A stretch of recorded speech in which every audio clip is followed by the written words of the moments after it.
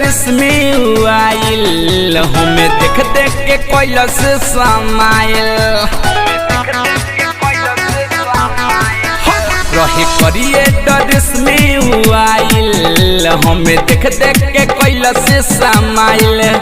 रहे रंग थोड़ा फीका कैले माथावा पटिका रहे रंग थोड़ा फीका कैले माथावा पटिका ले ले रहे संगे झुंडा सखी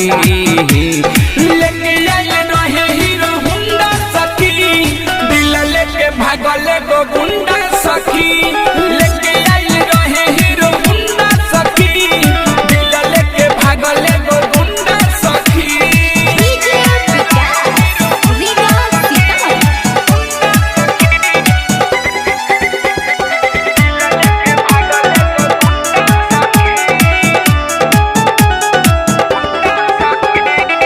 घूमे गईल रहनी बगल के मठ हो हेलो कोई खेला भइल अलगत हो छन में सोझा से गईल बाहट हो सखी हो बतिया कहिले जमन सच हो ए सखी सुन तारू घूमे गईल रहनी बगल के मठ हो हेलो कोई खेला भइल अलगत हो छन में सोझा से गईल बाहट हो सखी हो बतिया कहिले जमन सच हो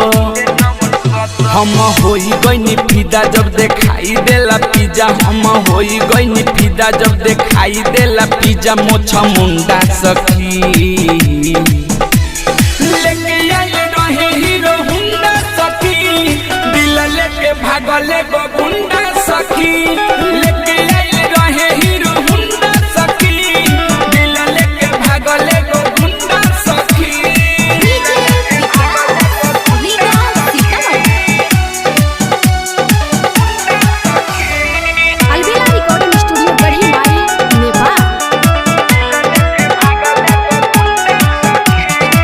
पता कोई नाम हवे अलग बेला देखेला सखी हो मन तरसेला मिठू मिसाइल सब देखले बखेला सुबह बिनवा उखाड़ेला झमेला पता कोई नाम हवे अलग बेला देखेला सखी हो मन तरसेला मिठू मिसाइल सब देखले बखेला सुबह बिनवा उखाड़ेला झमेला सखी लागल बड़ी डर हमरा दिल के भीतर सखी लागल बड़ी डर हमरा दिल के भीतर हम कए जगे ढूंढा सखी लेके आइले रहे हीरो हुंडा सखी दिल लेके भागले गो गुंडा सखी